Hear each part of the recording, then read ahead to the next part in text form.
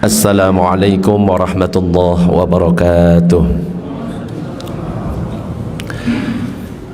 Bismillah walhamdulillah wassalatu wassalamu ala rasulillah sayyidina Muhammad ibn Abdillah wa ala alihi wa sahbihi wa man walah, la hawla wa la quwata illa billah, ma ba'du. Nawayna at-ta'alluma wa at-ta'lim wa at-tadhakkura wa at-tadhkir wa an-naf'a wal intifa' wal ifadata wal istifadah wal hatha ala tamassuki bi kitabillahi wa sunnati rasulih wa ad-du'a ila al-huda wa ad-dalalata ala al-khair wa ibtigha'a wajhillah mardatihi wa qurbihi wa thawabihi subhanahu wa ta'ala ila hadratin nabiyil mustafa Muhammadin sallallahu alaihi wasallam. Al-Fatihah. A'udzu billahi minasy syaithanir rajim. Bismillahirrahmanirrahim.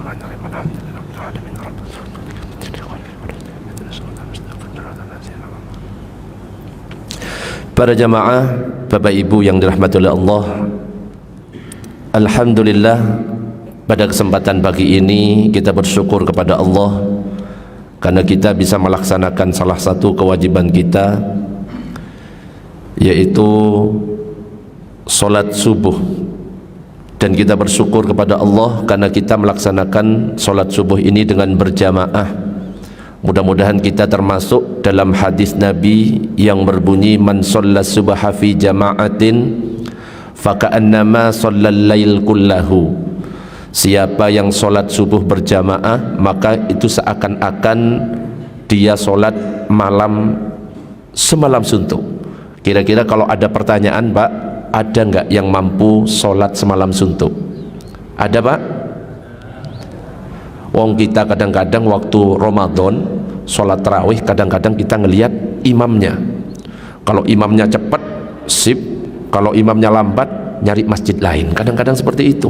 Gak ada yang mampu sholat semalam suntuk. Makanya salah satu amalan yang bisa kita amalkan adalah sholat subuh berjamaah ini kita jaga baik-baik. Dan tidak hanya itu keutamaan yang bisa kita dapatkan. Ternyata dalam hadis yang diriwayatkan oleh Imam Abu Daud diceritakan, su'ila Rasulullah sallallahu alaihi wasallam.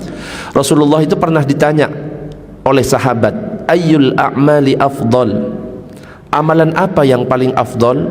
Maka Rasulullah itu mengatakan, as-salatu fi awwali waqtiha, amalan yang paling afdal adalah solat di awal waktu. Dan alhamdulillah kita sekarang ini termasuk yang solat di awal waktu. Mudah-mudahan kita istiqomah, amin ya rabbal alamin.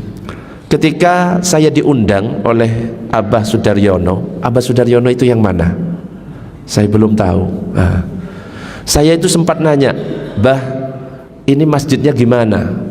Kenapa? Karena saya berusaha untuk menyesuaikan dengan masjidnya. Kalau sholat subuhnya gimana, Bah? Pakai kunut atau tidak? Tidak pakai, Ustaz.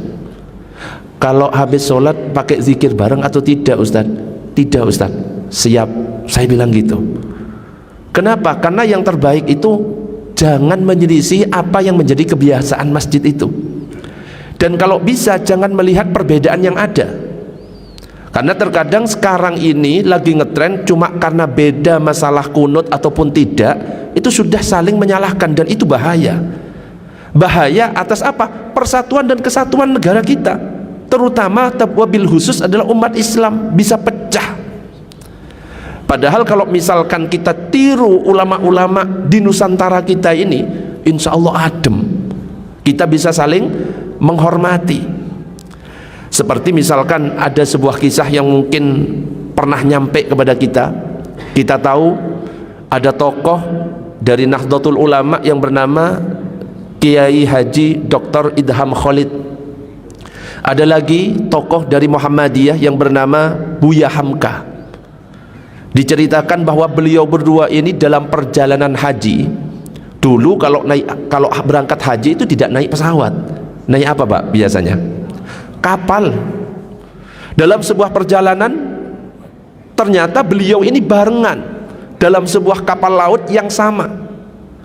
Dan ketika sholat berjamaah, kebetulan pada waktu itu sholat subuh, yang mimpin pertama kali itu adalah Kiai Haji Idham Khalid.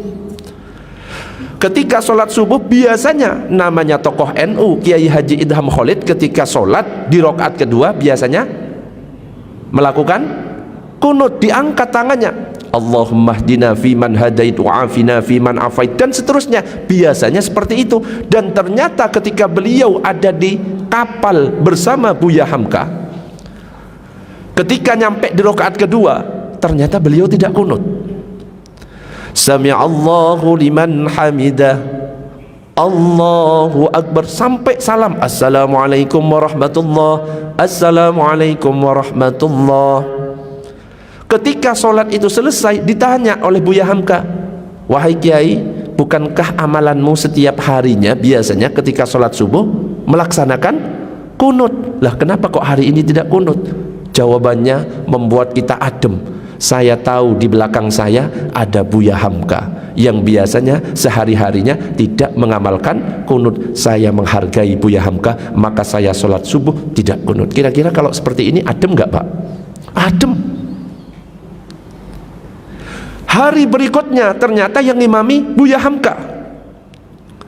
Ketika sholat rakaat 1, rakaat kedua, nyampe rakaat kedua, bangun dari rukuk, Sami'allahu liman hamidah. Buya Hamka tokoh Muhammadiyah, biasanya sehari-hari beliau tidak kunut ketika sholat subuh.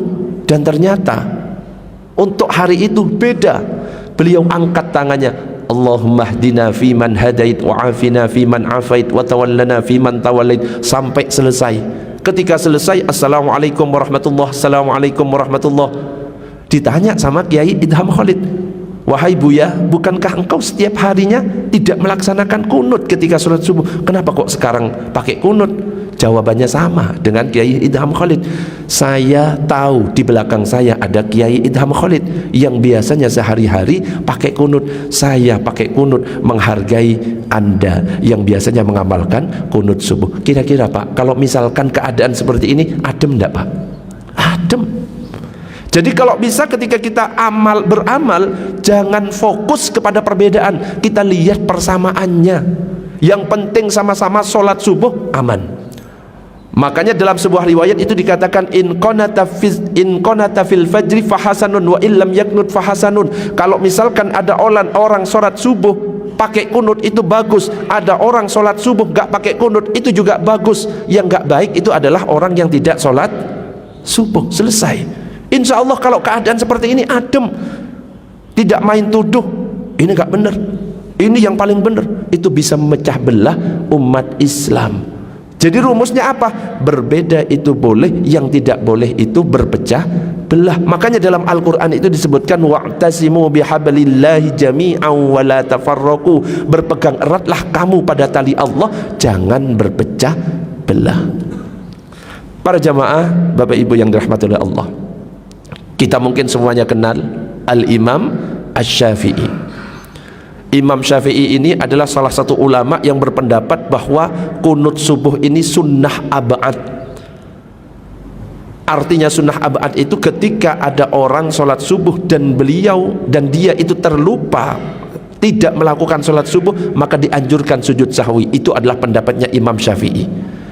Tapi ternyata suatu ketika Imam Syafi'i melakukan perjalanan melewati desa yang di situ itu bermadhab Hanafi, di mana madhab Hanafi ini berpendapat kunut subuh itu tidak sunnah.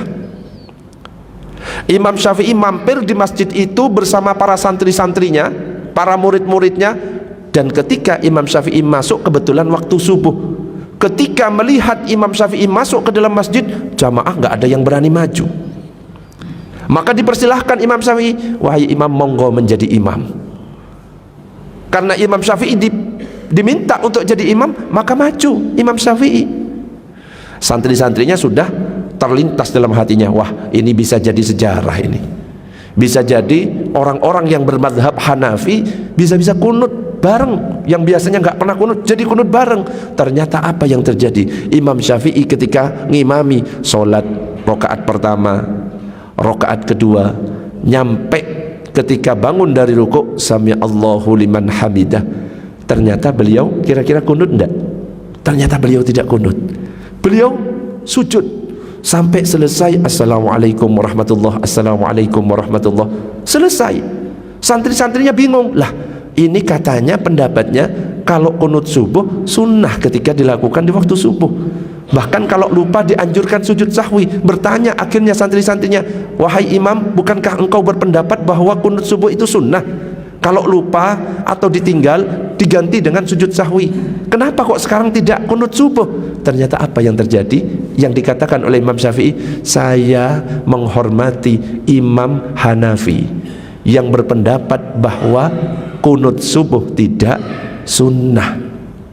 Maka ketika saya sholat di masjid itu, karena masjid itu mayoritas jamaahnya adalah bermadhab Hanafi, maka saya ikuti pendapatnya Imam Hanafi. Pak, pertanyaannya, kalau misalkan para ulama-ulama kita atau kita yang ngikuti para ulama seperti ini keadaannya, kira-kira adem enggak, Pak? Adem. Ini gak ada suaranya, ini kemana semuanya? Saya jadi takut nek dipelototi gini nih. Nyantai Pak nggih. Allahumma shalli ala sayyidina Muhammad. Jadi intinya kalau kita berbicara tentang masalah ilmu fikih, pasti konsekuensinya itu adalah perbedaan. Dan perbedaan itu bukan sesuatu yang diada-adakan, memang ada. Dan kalau memang terjadi perbedaan di antara para ulama, terutama ulama-ulama mujtahid seperti Imam Hanafi, Imam Maliki, Imam Syafi'i, Imam Ahmad bin Hanbal, ini sudah dapat legalitas dari Rasulullah sallallahu alaihi wasallam. Dikatakan dalam hadis itu, man ijtahada fa asaba falahu ajrani. Siapa yang berijtihad, tentunya yang berijtihad adalah tingkatan mujtahid, dan ternyata pendapatnya itu benar, dapat 2 pahala. Wa man ijtahada fa akhta'a. Siapa yang berijtihad kemudian pendapatnya salah, maka dapat 1 pahala. Gak ada yang disampaikan oleh Rasulullah yang berpendapat salah tempatnya di neraka, tidak ada. Makanya gak usah heran kalau misalkan kita sholat di suatu tempat kok melihat saudara kita cara sholatnya berbeda dengan kita. Kita harus husnudzon, oh mungkin dia itu pakai pendapat yang berbeda dengan saya, dan mungkin saya tidak tahu tentang pendapat yang dipakai. Contoh kecilnya adalah ketika kita haji dan umroh, di situ berkumpul seluruh umat Islam seluruh dunia. Berbagai mazhab kumpul di situ, bahkan kita bisa melihat cara sholat yang berbeda-beda. Dan kita nggak boleh menyalahkan satu sama lainnya, harus rukun, saling menghormati. Contoh saja, contoh gampangnya, kalau misalkan kita takbir, Pak, takbir saja ketika kita mau mulai sholat itu sudah berbeda. Mungkin ada yang pernah melihat ada orang yang takbir seperti ini.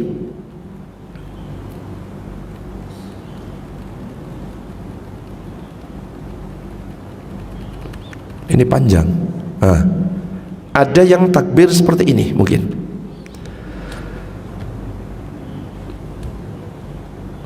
Meluruskan tangan dengan telinga.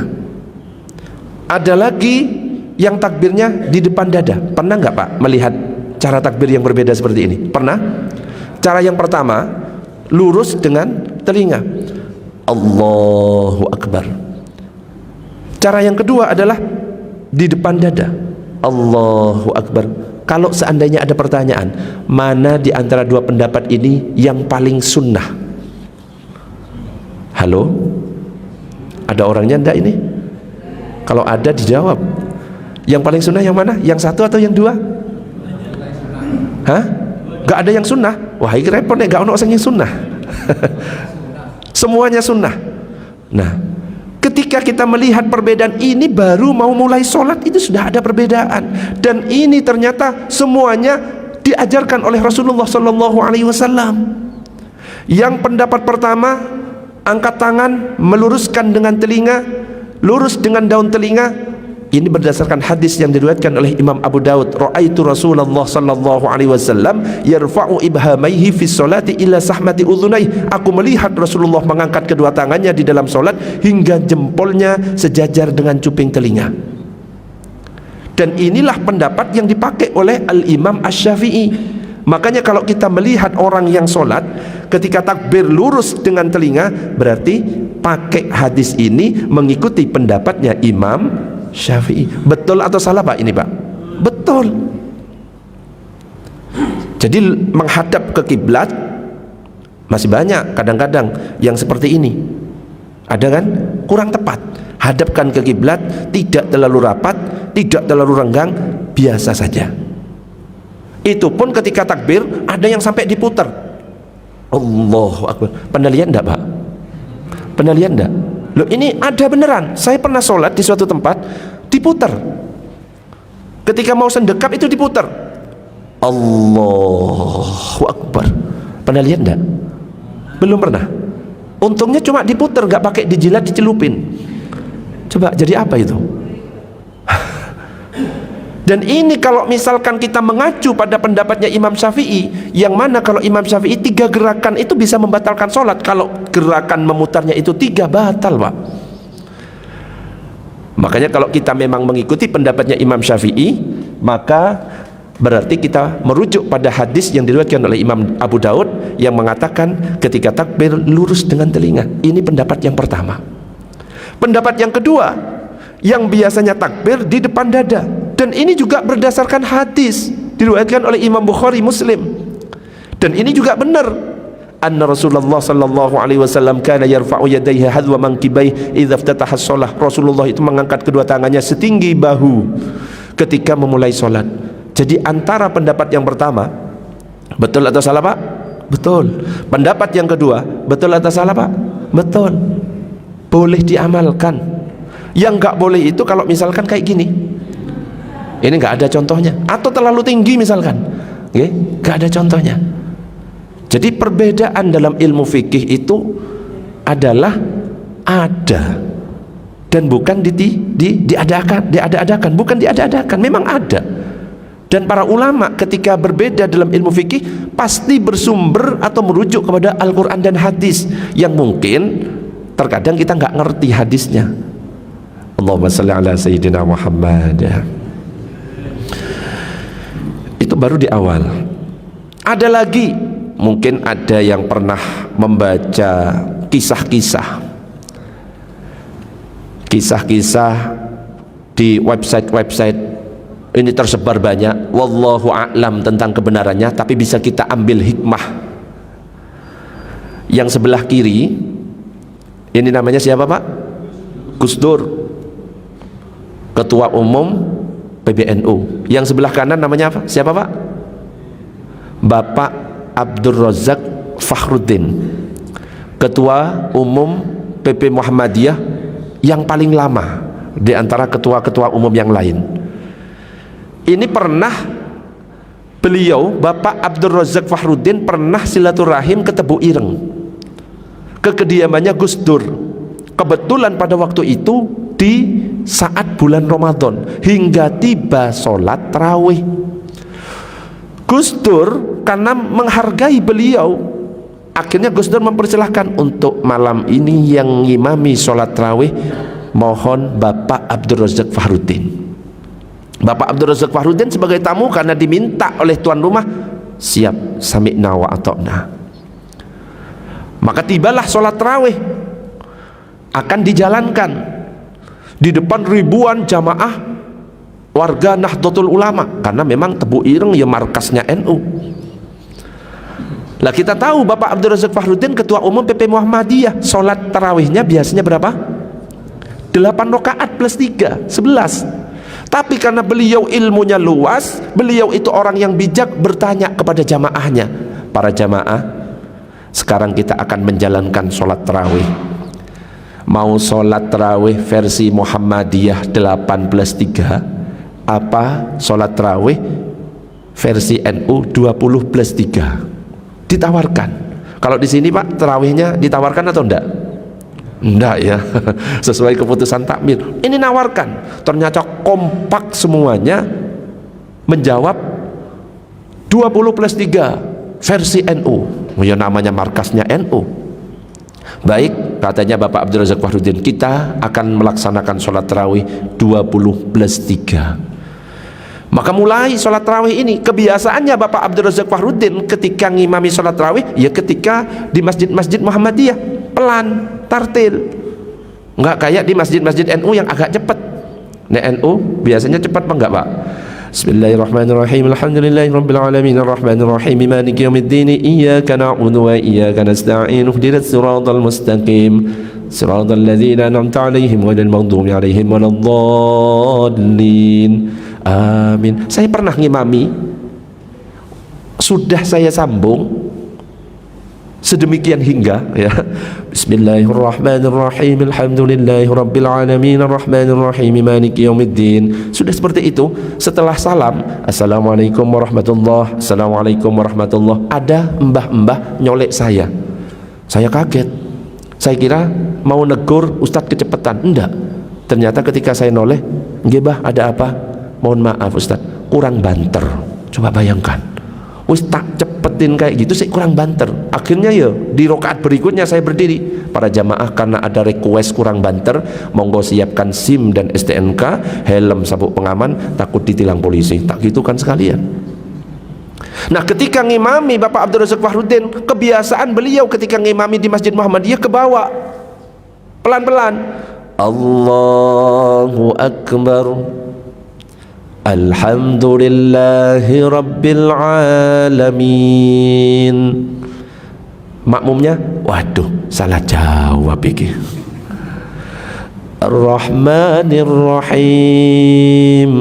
Habis Al-Fatihah, ghairil maghdubi alaihim waladdallin, amin. Makmumnya sudah ngarep yang dibaca At-Takatsur Al-Ikhlas. Ternyata yang dibaca bukan At-Takatsur sama Al-Ikhlas.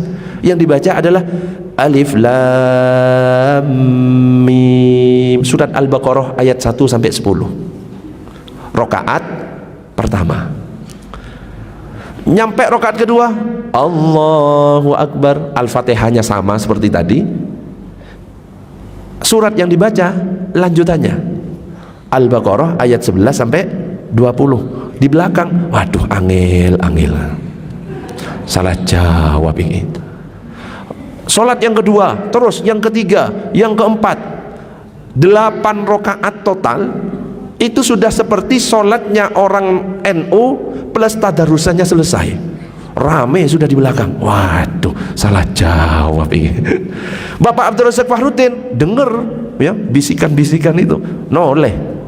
Para jamaah lanjut 20 rakaat atau ditutup witir. Langsung kompak, tutup witir Kiai. Nah, coba bayangkan, di masjid yang biasanya sholat 20 plus 3, di kandangnya NU ya, di markasnya NU, langsung minta 11 plus kok 11 berapa? 20 berapa Pak? 8 plus 3. Setelah selesai, assalamualaikum warahmatullahi, assalamualaikum warahmatullahi, Gus Dur maju ngambil mic. Kemudian Gus Dur bilang, baru kali ini warga NU, ribuan jamaah NU dimuhammadiyahkan oleh satu orang. Wah, tapi damai, aman. Kenapa? Yang dilihat bukan perbedaannya, yang dilihat apa? Persamaannya. Yang penting sama-sama sholat tarawih. Insya Allah mau sholat tarawih 8 plus 3 atau sholat tarawih 20 plus 3, itu akan sama-sama masuk dalam kriteria hadis yang berbunyi, man qama ramadhana imanan wa ihtisaban ghufira lahu ma taqaddama min dzambi. Siapa yang melakukan qiyamul Ramadan dengan iman dan mengharap pahala dari Allah, diampuni dosa-dosanya. Itu selesai. Nah, kalau kita sibuk dengan urusan jumlah rakaat, ya nggak akan selesai-selesai. Sampai hari kiamat kurang 1 menit, tetap perbedaan itu akan ada. Wong kita kalau misalkan berbicara tentang jumlah rakaat tarawih, Pak, saya mau tanya, Imam Hanafi berpendapat imam sholat tarawih berapa? Berapa rakaat? Mazhab Hanafi. Halo, ini masih ada atau tidak? Atau saya salah lihat sudah ini ya? Masih ada orangnya kan? Tolong dijawab ya. Nek enggak ono sing jawab, saya pulang ya. Mazhab Hanafi berapa rakaat? 20 plus 3. Madhab Syafi'i 20 plus 3. Madhab Hambali 20 plus 3. Madhab Maliki 36 plus 3. Muhammadiyah 8 plus 3. Teman-teman Salafi 8 plus 3. Kira-kira yang paling benar yang mana? Ya semuanya benar. Wong sama-sama sholat tarawih kok. Apalagi kalau ngomong masalah tarawih, ada nggak di zaman Nabi tarawih? Belum ada istilah tarawih itu. Yang ada adalah qiyamul Ramadan. Nabi sholat di malam pertama, bukan malam pertama, pernah sholat tiba-tiba diikuti oleh sahabat. cerita sahabat-sahabat ke yang lainnya, di hari kedua Nabi sholat tambah banyak, di hari ketiga tambah banyak lagi, di hari keempat jamaah sudah semakin banyak, Nabi nggak datang. Kemudian besoknya Nabi mengatakan, saya tahu apa yang kalian lakukan, tapi saya memang sengaja tidak datang di waktu itu karena saya khawatir nanti malah itu diwajibkan. Coba bayangkan kalau sholat tarawih diwajibkan, susah atau enggak Pak? Susah. Jadi Nabi ketika meninggalkan sesuatu itu kadang-kadang karena khawatir diwajibkan. Allahumma shalli ala sayyidina Muhammad. Jadi intinya, ayo kita fokus kepada persamaan, jangan sibuk dengan perbedaan. Kita hargai kalau ada yang beda dengan kita. Ibaratnya angka 9, untuk menghasilkan angka 9 bisa dengan banyak cara. 1 plus 8 9, 9 kali 1 9, 10 kurangi 1 9, 4 tambah 5 9. Semuanya menghasilkan angka 9 dengan cara yang berbeda. Begitu juga orang yang ibadah itu, caranya macam-macam, takbirnya saja macam-macam. Tapi apa tujuannya? Tujuannya untuk mengharap ridho Allah. Mudah-mudahan kita semuanya istiqomah, amin ya rabbal alamin. Ada lagi contoh yang mungkin ini juga bisa jadi pelajaran bagi kita. Ketika tasyahud, pernah nggak Pak ngelihat orang yang gerak-gerak? Pernah? Ada yang diem? Pernah? Coba saya tanya, yang benar diem atau gerak-gerak? Halo? Dua-duanya. Kalau dua-duanya ya gantian, berarti diem, gerak-gerak, diem, gerak-gerak. Yang mana yang benar? Hah? Kalau saya diem boleh apa enggak? Boleh. Saya gerak-gerak boleh apa enggak? Gak boleh. Yang misalkan saya ngamalkan diem terus ngelihat orang yang gerak-gerak, sholat kok cari sinyal. Enggak, itu bukan cari sinyal, memang gayanya gitu. Dan memang ulama berbeda tentang masalah tasyahud ini, yang perlu kita sepakati semuanya. Dan harus kita ketahui bahwa isyarat ketika tasyahud hukumnya sunnah. Jadi kalau sudah masalah sunnah, sudah biarkan. Orang gak tasyahud sah, karena masalah sunnah ini. Cuma ketika berbicara caranya seperti apa, ulama beda. Kalau Imam Hanafi, tasyahudnya itu agak unik. Ketika at-tahiyatul mubarakatus shalawatut thayyibatulillah, itu nggak pakai isyarat dulu, sampai ke syahadat, masuk ke kata la, asyhadu alla, baru keluar ilaha il ditutup, habis itu nggak pakai isyarat. Itu mazhab Hanafi. Ada lagi mazhab Syafi'i. Mayoritas Indonesia bermazhab Syafi'i. Ketika syahadat itu ketika il, asyhadu an la ilaha illallah, ketika il dikeluarkan jarinya. Pandangan yang awalnya ke tempat sujud berubah ke telunjuknya. Telunjuk sendiri Pak, ojo lihat telunjuknya orang. Illallah, ya, lihat telunjuknya sendiri. Sampai fil alamina innaka hamidum majid selesai.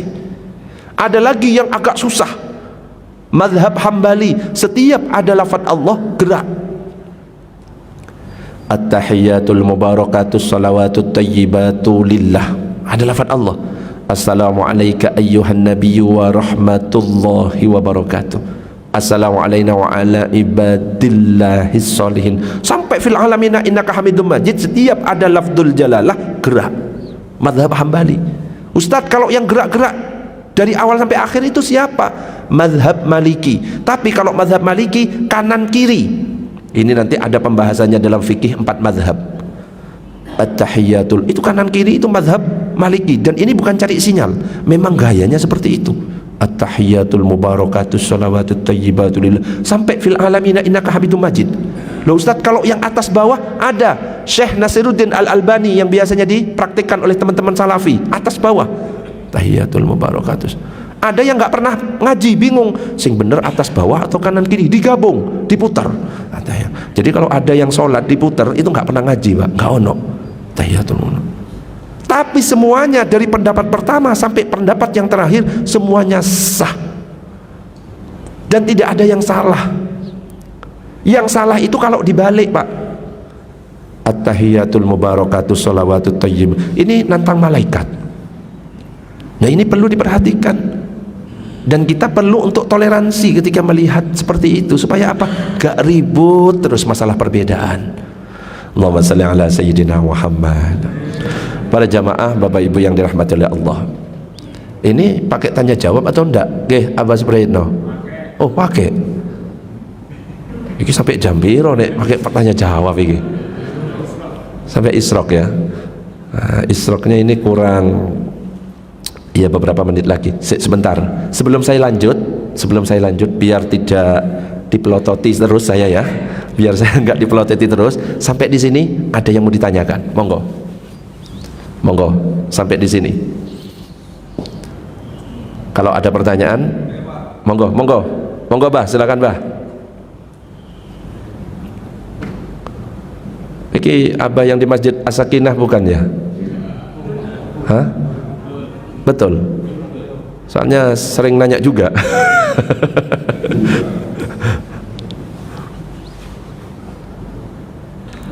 Tuh. Oh, bukan ini, ya. Monggo.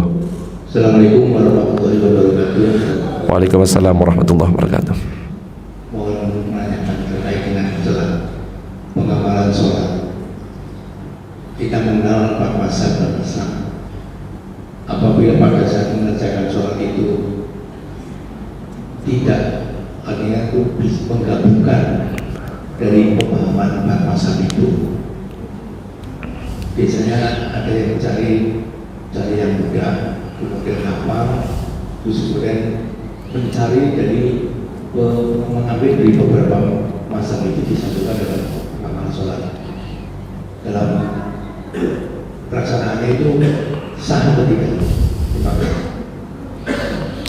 Iya, mencampur beberapa mazhab, diambil yang ringan misalkan, tak ambil yang ringan-ringan, kan semuanya ada pendapatnya. Saya tanya dulu, kalau ada pertanyaan seperti ini, ikut Nabi atau ikut Imam Syafi'i? Kalau muncul pertanyaan seperti ini, ikut Nabi atau ikut 4 imam mazhab? Ikut. Pertanyaannya, bagaimana Bapak ikut Nabi caranya? Coba dijawab, bagaimana cara Bapak ikut Nabi? Jadi yang perlu kita fahami terlebih dahulu, ketika ada orang menyatakan seperti itu, kamu ikut Nabi apa ikut imam mazhab? Ini pertanyaan gak perlu dijawab. Kenapa? Ini mempertentangkan dua hal yang sama. Kenapa kok bisa saya sampaikan seperti ini? Ketika kita ikut Imam Syafi'i, ikut Imam Hanafi, ikut Imam Ahmad bin Hambal, ikut Imam siapa satunya? Maliki, itu bukan berarti kita tidak ikut Nabi. Kita bermadhab apalah terserah di antara 4 madhab, itu sebenarnya kita itu mengamalkan Al-Quran yang berbunyi fas'alu ahlal dzikri in kuntum la ta'lamun, tanyakan kepada ulama jika kamu tidak tahu. Kita bermadhab Syafi'i atau bermadhab Hambali bukan berarti kita menyelisihi Al-Quran dan hadis, tapi kita merujuk kepada Al-Quran dan hadis berdasarkan pemahaman dari Imam Syafi'i dan Imam Ahmad bin Hambal. Dan ini jauh lebih selamat daripada kita langsung memahami Al-Quran secara tekstual berdasarkan pikiran kita. Karena di situ ada ancaman dari Rasulullah, man fassarul Quran bi ra'yihi muta'ammidan falyatabawwa maq'adahu minan nar. Siapa menafsirkan Al-Quran dengan pikirannya sendiri secara sengaja, siapkan tempat duduknya di neraka. Jadi kalau kita ikut Imam Syafi'i, ikut Imam Ahmad bin Hambal, ikut imam-imam yang lain, bukan berarti kita meninggalkan Al-Quran dan hadis. Justru kita mengikuti Al-Quran dan hadis berdasarkan pemahaman para ulama yang ahli Al-Quran dan hadis, dan itu justru lebih selamat daripada kita memahami pribadi. Ibaratnya kalau bapak ibu ingin ke Madura, langsung berangkat, bisa saja sampai, tapi bisa saja nyasar meskipun sudah ada Google Map. Tapi kalau bapak ibu ikut saya, yang saya ini asli Madura, Ustadz antarkan saya ke sini, langsung nyampe. Bisa difahami enggak? Ibaratnya kalau kita misalkan minum, kita minumnya langsung dari air galon, langsung dari galonnya, apa butuh perantara? Butuh perantara. Gelas itulah ulama. Makanya jangan dipertentangkan, kamu ikut Nabi apa ikut Imam Syafi'i. Kita ikut Imam Syafi'i itu artinya adalah kita ikut Al-Quran dan hadis berdasarkan pemahaman Imam Syafi'i. Nah sekarang muncul pertanyaan, bagaimana Ustadz saya campur-campur madhab? Nah ini sebenarnya ada dua pendapat. Ada yang membolehkan talfik, ada yang melarang talfik. Talfik ini adalah mencampurkan madhab, ya, kemudian diambil yang ringan-ringan. Memang ada kelompok yang memang diambil mana yang paling sahih di antara 4 madhab, diambil, akhirnya diamalkan. Memang ada yang seperti itu. Tapi pertanyaannya, dari mana dia tahu kok ini pendapat yang paling sahih? Dikira imam-imam itu nggak ngerti masalah sahih dan tidak. Itu pendapat pertama. Pendapat yang kedua mengatakan bahwa ketika kita mengikuti imam madhab misalkan, syaratnya adalah tidak boleh talfik. Ini pendapat yang kedua, gak boleh mencampur adukkan, jadi harus satu qadhiyah. Bukan berarti gak boleh pindah madhab, boleh kita pindah madhab, tapi harus satu qadhiyah. Satu qadhiyah itu satu paket. Misalkan kita wuduknya dengan madhab Syafi'i, wuduknya madhab Syafi'i itu gampang, nyentuh sebagian dari kepala, 3 helai rambut saja itu sudah dianggap sah kalau madhab Syafi'i. Tapi kalau madhab Maliki tidak sah, harus seluruh kepala. Nah ketika kita ikut pendapatnya Imam Syafi'i tentang cara wudhu, dan cara wudhunya itu gampang, tapi di situ batal wudhunya agak repot, agak susah. Kenapa? Kalau dalam madhab Syafi'i batal wudhunya nyentuh istri, sengaja nggak sengaja, syahwat gak syahwat, yang penting kulit ketemu kulit, kalau dalam mazhab Syafi'i itu batal. Jadi wudhunya gampang, ketika batal wudhu agak merepotkan, kesentuh sedikit batal. Berbeda dengan Imam Malik. Kalau Imam Malik wudhunya agak repot, ketika basuh wajah ad-dalku harus digosok, tangan harus digosok, kepala harus semuanya. Tapi batal wudhunya agak ringan, kesentuh, yang penting gak syahwat, gak batal. Nah ketika kita campur, wis wudhunya ikut Imam Syafi'i gampang, 3 helai rambut saja sudah sah. Terus batal wudhunya kita ikut Imam Malik, wis kesentuh gak syahwat. Nah itu secara tidak langsung kita membuat madhab sendiri, alias madhab campur sari, ya. Coba bayangkan nanti ditanya, iki madhab apa iki? Ditanya Imam Syafi'i, Imam Syafi'i apakah itu pendapatmu? Enggak, saya enggak ngajari seperti itu. Yang Imam Malik, itu apakah pendapatmu? Enggak. Lah terus ikut madhab siapa? Itu madhab saya sendiri. Pede banget ya ketika ditanya, wah jawabnya seperti itu. Makanya kalau kita memang mau mengikuti madhab, ya satu paket. Bukan berarti enggak boleh pindah madhab, boleh. Ketika di Masjidil Haram, ketika posisi tawaf, kalau kita pakai pendapatnya Imam Syafi'i, kesentuh nggak sengaja, batal pak. Baru muter dapat separuh, kesentuh, batal. Muter nggak selesai. Makanya boleh di situ pindah madhab dengan mengamalkan madhab Maliki. Wudhunya satu paket, wudhunya harus seluruh kepala. Ketika membasuh harus sambil digosok. Maka kalau kesentuh, kalau nggak sengaja, tidak syahwat, itu tidak batal, terus saja muter. Makanya kalau kita berbicara madhab itu seperti itu bah, okay? Jadi monggo, abah mau ikut yang membolehkan talfik atau yang tidak membolehkan. Kalau saya pakai pendapat saya tidak mencampur madhab. Kalau saya Syafi'i satu paket. Kalau di Mekah waktu umroh saya pakai madhab Maliki, dan itu satu paket. Sak wudu'e, sak batal wudu'e. Makanya istri saya ketika saya tawaf tak pegang. Istrinya orang ya gak boleh pak, okay? Istri sendiri kok istrinya orang ya, tak pegang. Kenapa? Karena saya tidak syahwat, saya muter tawaf. Karena apa? Ditinggal bisa-bisa hilang pak, ya gitu. Loh, kayaknya bunyi pak, okay? Allahumma shalli ala sayyidina Muhammad. Monggo, ada satu pertanyaan lagi, monggo bah, silakan bah.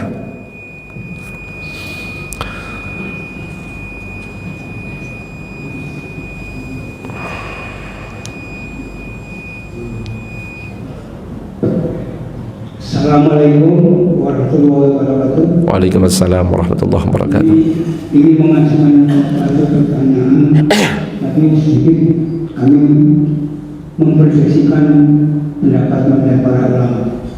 Kita semua ini mungkin yang sudah banyak mengerti masalah mazhab itu banyak sekali, mana yang kita ikuti itu karena kita sudah jauh daripada Nabi dan tidak bisa dengan Nabi, kita pasti berdebat pada ulama.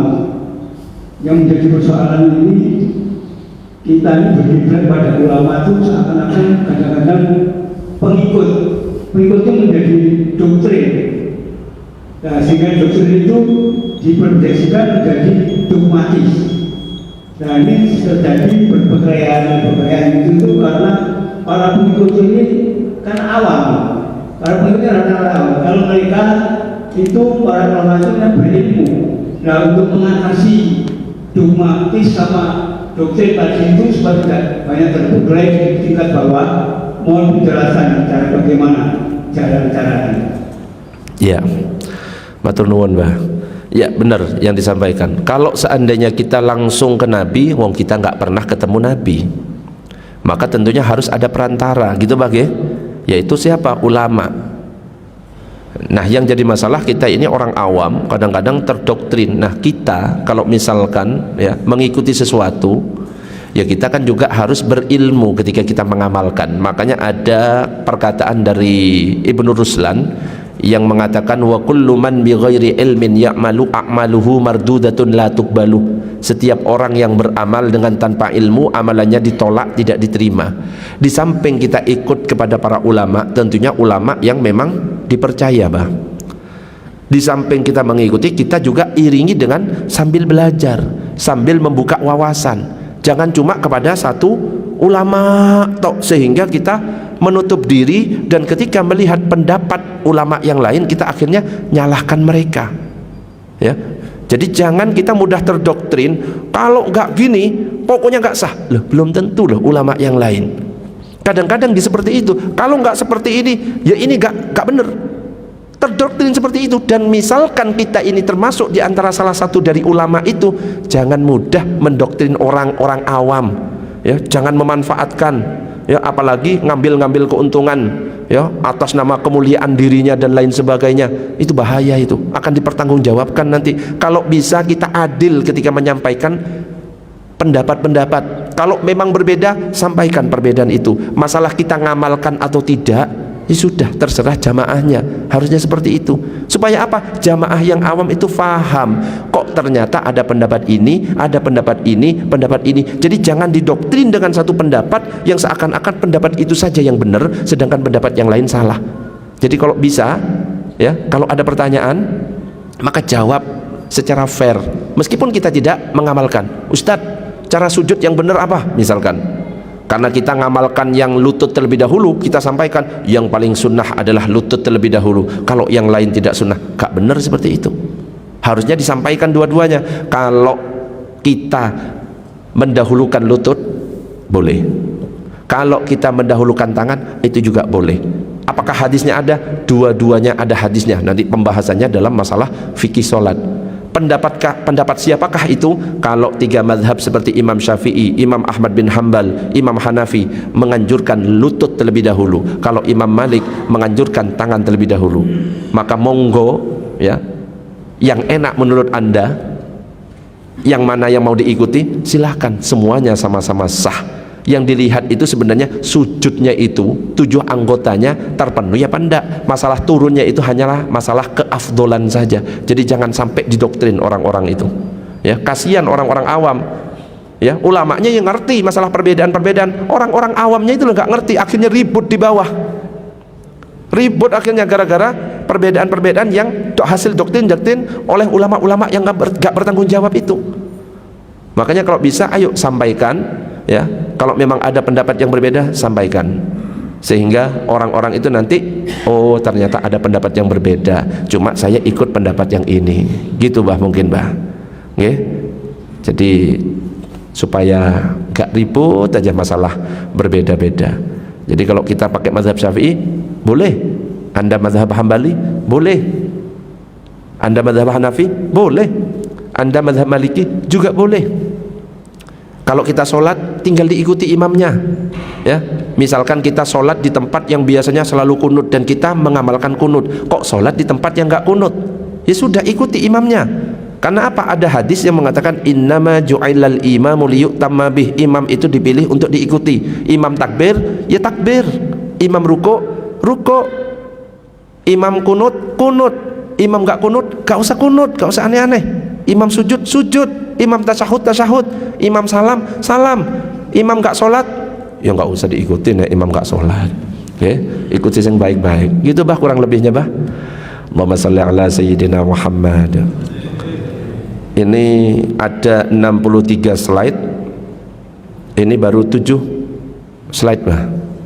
Oke, kalau saya lanjutkan sampai 63 slide, insya Allah sampai duhur baru selesai. Oke, karena ini sudah bunyi tit kayaknya tadi. Saya juga harus berangkat ini ke SD Al-Hikmah ya, ngajar di SD Al-Hikmah. Harus tepat jam 7:kurang 1/4, 1 jam perjalanan. Maka masih ada pertanyaan? Insya Allah tidak ada. Okay? Mudah-mudahan ada kesempatan lagi kita bertemu, nanti kita perluas pertanyaannya, dan mudah-mudahan yang saya sampaikan bermanfaat. Kita tutup dengan doa kafaratul majlis. Subhanakallahumma wa bihamdika asyhadu an la ilaha illa anta astaghfiruka wa atubu ilaik. Demikian, assalamualaikum warahmatullahi wabarakatuh.